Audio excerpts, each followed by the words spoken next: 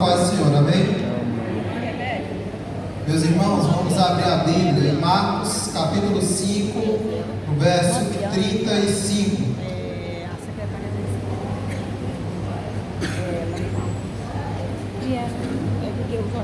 Marcos 5, 35.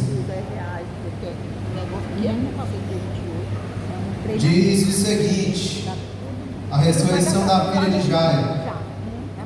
Enquanto Jesus ainda falava, chegaram alguns da casa do chefe da sinagoga, dizendo: a sua filha já morreu, por que você ainda incomoda o mestre? Mas Jesus, sem levar em conta tais palavras, disse ao chefe da sinagoga: não tenha medo, apenas creia.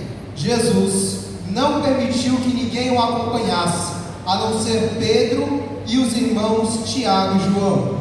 Chegando à casa do chefe da sinagoga, Jesus viu o alvoroço, os que choravam e os que pranteavam muito.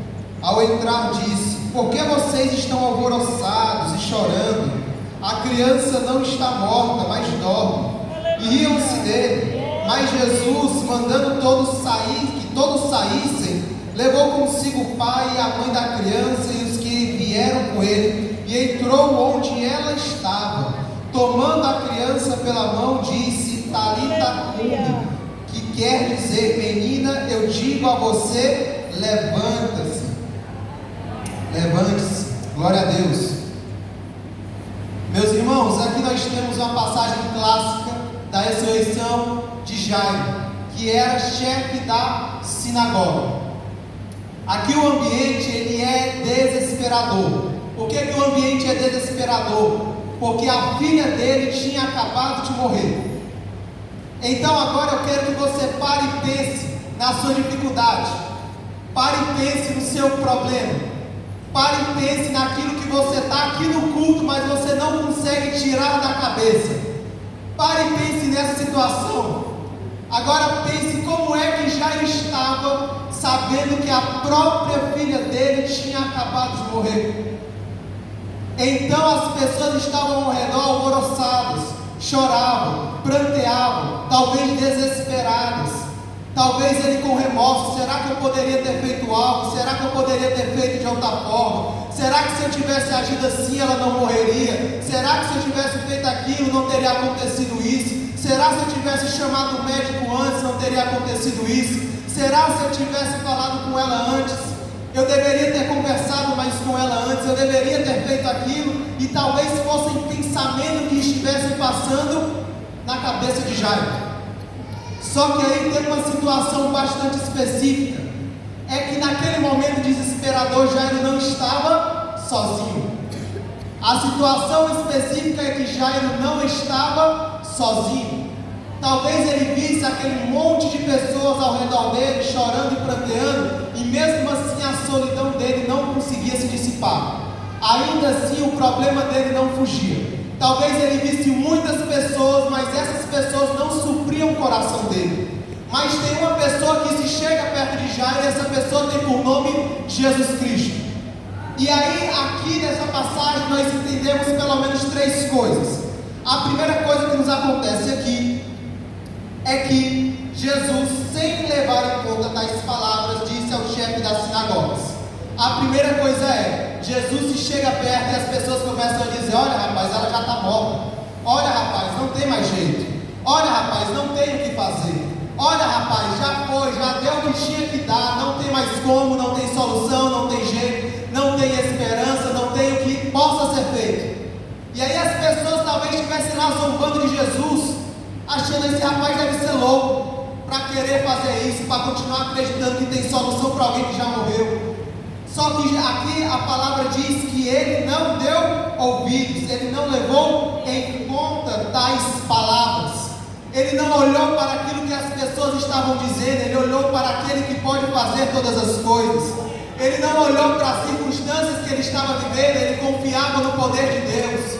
Ele não olhou para as dificuldades ou para aquilo que as pessoas achavam dele. Ele olhou para aquilo que Deus poderia fazer. Olha, no coração de Jesus não era elas que poderiam fazer, era ele. Então ele confiava que ela poderia ser ressuscitada. Ele confiava que ainda que o problema disser para Deus nada é impossível. Então Jesus se chega e fala: olha, eu não vou levar em conta a palavra de A, não vou levar em conta a palavra de B, não vou levar em conta a palavra de C, porque Deus é poderoso para agir nas nossas vidas e fazer muito mais daquilo que nós podemos imaginar.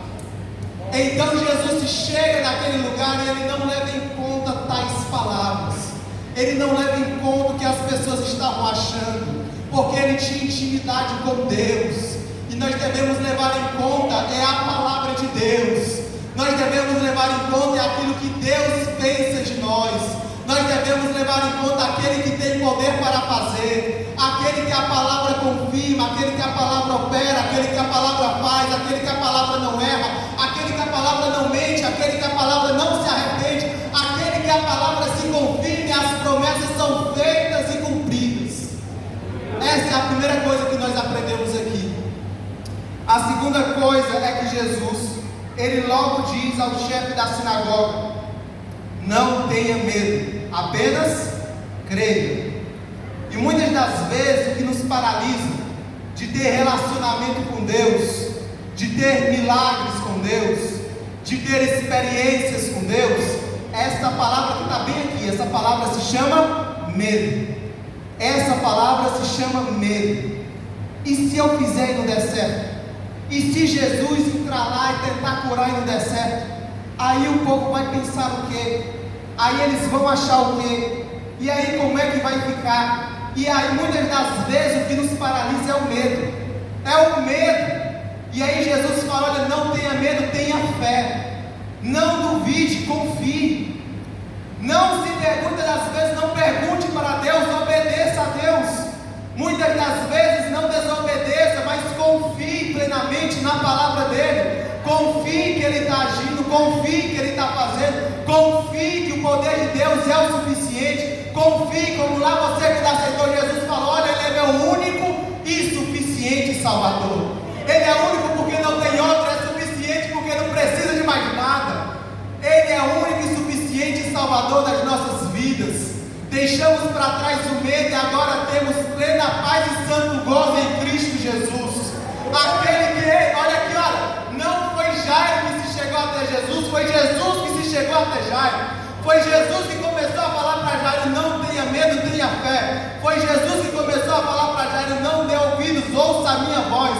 Foi Jesus que se chegou até Jairo e falou: abra a porta que eu vou curar. Foi Jesus que se chegou para Jairo e disse: ainda tem solução, porque Jesus, ele ainda está atrás de corações que confiam na sua palavra. A terceira coisa que a gente vê aqui é que Jesus então não permitiu que ninguém acompanhasse. Chamou então Pedro, os irmãos Tiago e João, e as pessoas lá choravam. O verso 40 inclusive vai dizer: riram-se dele. Aí aqui já disse: mas Jesus, mandando que todos saíssem, levou consigo o pai, a mãe da criança e os que vieram com ele, e entrou. A terceiro ponto que nós temos aqui é que as experiências que nós temos com Deus, elas não precisam ser vistas por todo mundo.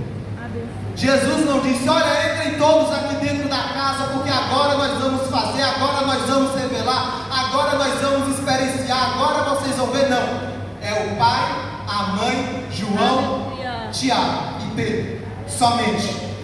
Então quando Jesus entra naquela casa, ele não entra naquela casa, não é para mostrar algo para alguém, não é simplesmente para dizer que ele é tal coisa, mas é para dizer que aquela casa tinha salvação, é para dizer que para aquela casa tinha solução, é para dizer que naquela casa Jesus habitou, é para dizer que aquela tinha uma multidão, mas a multidão não estava confiando em Jesus, mas aqueles que confiaram, Jesus entrou na casa.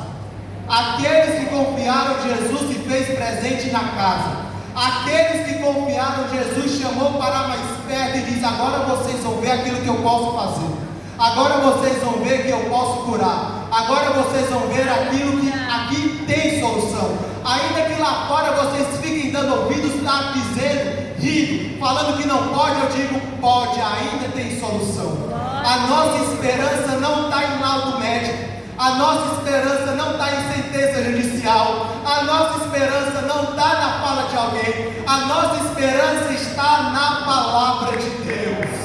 A nossa esperança tem o nome, é Jesus Cristo.